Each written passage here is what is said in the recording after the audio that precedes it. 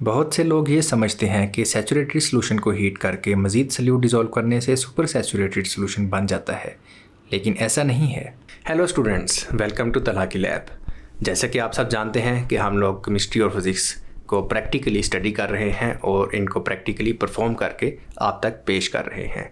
तो आज से हम मैट्रिक केमिस्ट्री की एक्टिविटी स्टार्ट कर रहे हैं। तो आज हम एक्टिविटी नंबर 1 स्टार्ट करेंगे, जिसमें हम सैचुरेटेड और अनसैचुरेटेड और सुपर सैचुरेटेड सॉल्यूशंस को प्रैक्टिकली देखेंगे कि इनका क्या मीनिंग होता है, इनको हम परफॉर्म कैसे करते हैं, बनाते कैसे हैं। तो सबसे पहले सॉल्यूशन की डेफिनेशन क्या होती है, तो आपने इसको थ्योरी में अच्छे से पढ़ा हुआ है। सॉल्यूशन एक ऐसा मिक्सचर होता है जो होमोजीनियस होता है, जिसका फेज़ एक जैसा होता है। मिसाल के तौर पे जब हम शुगर को पानी में मिक्स करते हैं तो शुगर और पानी मिक्स होने के बाद सेम फेज़ में चले जाते हैं। आल्दो पहले शुगर सॉलिड में होती है, पानी लिक्विड होता है, बट मिक्स होने के बाद उनका फेज़ एक हो जाता है, दोनों लिक्विड फॉर्म में चले जाते हैं। तो ऐसे मिक्सचर को हम सॉल्यूशन कहते हैं। तो सॉल्यूशन में हमारे पास दो चीज़ें होती हैं, सॉल्यूट एंड सॉल्वेंट। जिस सब्सटेंस की मिकदार कम हो उसे हम सॉल्यूट कहते हैं, और जिस सब्सटेंस की मिकदार ज़्यादा हो उसे हम सॉल्वेंट कहते हैं। सॉल्यूशन की डिफरेंट टाइप्स होती हैं। मिसाल के तौर पे सॉलिड में लिक्विड का सॉल्यूशन हो सकता है, लिक्विड में सॉलिड का सॉल्यूशन हो सकता है, गैस के अंदर गैस का सॉल्यूशन हो सकता है। इसी तरह से गैस में लिक्विड का सॉल्यूशन हो सकता है, लिक्विड के अंदर गैस का सॉल्यूशन हो सकता है। तो डिपेंड करता है कि आपके पास सॉल्यूट कौन सा है और सॉल्वेंट कौन सा है। तो टोटल इस तरह से ऑलमोस्ट 9 कैटेगरीज बनती हैं डिफरेंट टाइप्स ऑफ सॉल्यूशंस की। तो आज हम परफॉर्म करेंगे सॉलिड को लिक्विड में शामिल करके एक सॉल्यूशन तैयार करेंगे। सॉलिड हमारे पास जो सॉल्यूट होगा इसमें वो शुगर होगी, और जो लिक्विड होगा वो डिस्टिल वाटर होगा। इसी तरह से सॉल्यूशन को 3 कैटेगरीज में डिवाइड किया जाता है।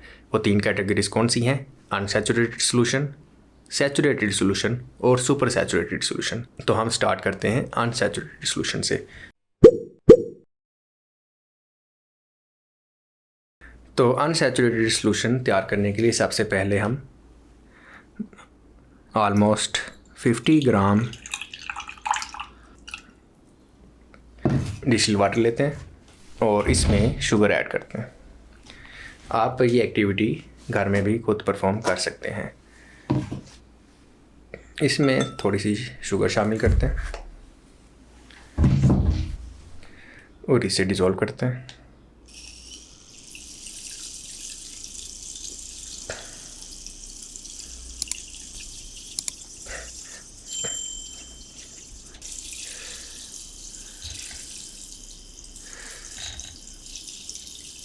तो अब आपको मैं बताता हूँ कि अनसैचुरेटेड सॉल्यूशन किसे कहते हैं।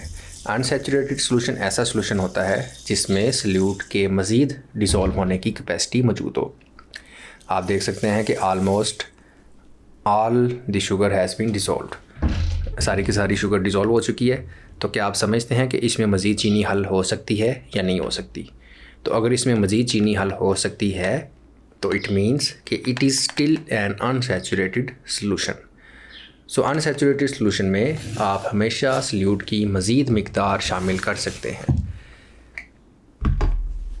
So let's test our hypothesis. So we will add little, थोड़ी सी इसमें और शुगर शामिल करते हैं और इसको फिर से डिज़ोल्व करते हैं।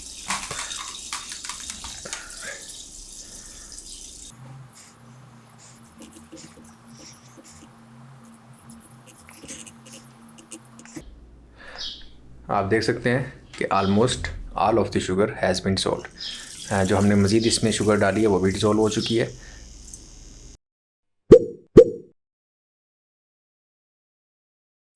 तो अनसैचुरेटेड सॉल्यूशन के बाद आता है सैचुरेटेड सॉल्यूशन। जैसे कि नाम से जाहिर है, सैचुरेटेड सॉल्यूशन एक ऐसा सॉल्यूशन होगा जिसमें आप मज़ीद सॉल्यूट डिसॉल्व ना कर सकें। तो एक पॉइंट आएगा जब मज़ीद शुगर इसमें डिसॉल्व नहीं हो सकेगी।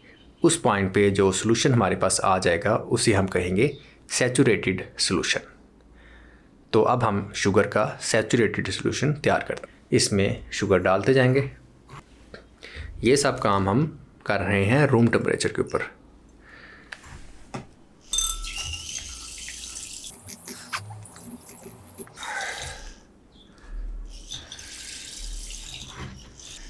थोड़ी सी और शुगर शामिल करते हैं।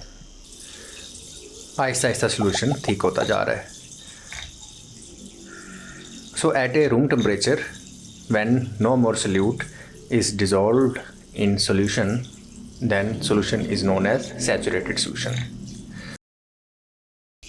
इस शुगर सिरप को अगर आप बेकिंग सोडा के साथ शामिल करें और उसकी छोटी छोटी गोलियां बना के वाशरूम में डाल दें तो it can kill cockroaches.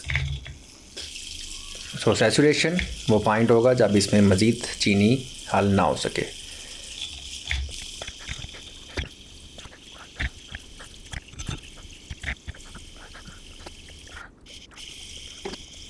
Solution काफ़ी थिक हो चुका है, तो इसमें जब तक चीनी हल होती रहेगी हम इसको सैचुरेटेड सोल्यूशन नहीं कह सकते।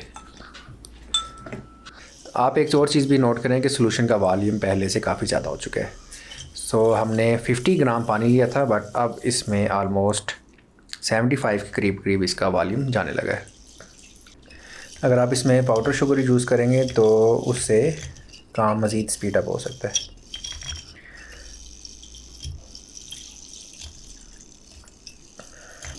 सो I think saturation point is near. Finally ये पॉइंट आ चुका है जिसे हम सैचुरेशन पॉइंट कहते हैं। आप देख सकते हैं कि इसमें अब मज़ीद शुगर डिज़ोल्व नहीं हो पा रही। ठीक है, तो अब चूँकि इसमें मज़ीद शुगर डिज़ोल्व नहीं हो सकती तो अब ये हमारे पास तैयार हो चुका है सैचुरेटेड सोल्यूशन। तो ऐसा सोल्यूशन जिसमें सल्यूट मज़ीद सॉल्वेंट के अंदर डिज़ोल्व ना हो सकता हो, ऐसे सोल्यूशन को हम सैचुरेटेड सोल्यूशन कहते हैं। अब हम चलते हैं सुपर सैचुरेटेड सोल्यूशन की तरफ। अब आपको बताता हूँ सुपर सैचुरेटेड सोल्यूशन क्या होता है। सुपर सैचुरेटेड सोल्यूशन ऐसा सोल्यूशन होता है जिसके अंदर सल्यूट की अमाउंट सैचुरेटेड सोल्यूशन से ज़्यादा हो। यहाँ पे एक चीज़ बहुत इंपॉर्टेंट है और वो है टेम्परेचर। जब हम सैचुरेटेड सोल्यूशन को हीट अप करते हैं तो उसमें सल्यूट ज़्यादा मिकदार में डिसॉल्व होना शुरू हो जाता है। जैसे कि अब हम इसमें चीनी मज़ीद डालते जाएंगे तो चीनी इसमें हल होती जाएगी क्योंकि हम वाटर को हीट अप कर रहे हैं। लेकिन इसको हम अभी सुपर सैचुरेटेड नहीं कहेंगे। ये एक सैचुरेटेड सोल्यूशन ही है लेकिन एक हाई टेम्परेचर के ऊपर। सुपर सैचुरेटेड सोल्यूशन इसे तब कहेंगे जब हम इसे कूल डाउन करें और ये फिर से रूम टेम्परेचर पे आ जाए, लेकिन इस टाइम इसके अंदर जो सल्यूट की अमाउंट होगी वो सैचुरेटेड सोल्यूशन के अंदर मौजूद सल्यूट की अमाउंट से ज़्यादा होगी। क्योंकि सैचुरेटेड सोल्यूशन भी रूम टेम्परेचर के ऊपर बना था। मिसाल के तौर पे सैचुरेटेड सोल्यूशन में अगर 50 ग्राम शुगर डिज़ोल्व थी तो हमने इसे हीट अप किया जिसकी वजह से इसमें मज़ीद 50 ग्राम शुगर डिज़ोल्व हो गई। तो अब इसमें टोटल 100 ग्राम शुगर डिज़ोल्व हो चुकी है। लेकिन जब हम इसे दोबारा ठंडा करेंगे, उसी रूम टेम्परेचर के ऊपर लेके आएंगे, तो अब उसी रूम टेम्परेचर के ऊपर पहले इसमें 50 ग्राम से ज़्यादा चीनी हल नहीं हो रही थी, लेकिन अब इसमें 50 ग्राम से डबल शुगर इसमें मौजूद है। ये एक हाईली अनस्टेबल सोल्यूशन होता है। इसमें जैसे ही हम कोई क्रिस्टल डालें या किसी तरीके से इसको ट्रिगर करें तो सारे का सारा जो एक्स्ट्रा शुगर इसमें डिसॉल्व होगा वो बाहर आना शुरू हो जाएगा और इस प्रोसेस को हम क्रिस्टलाइजेशन कहते हैं।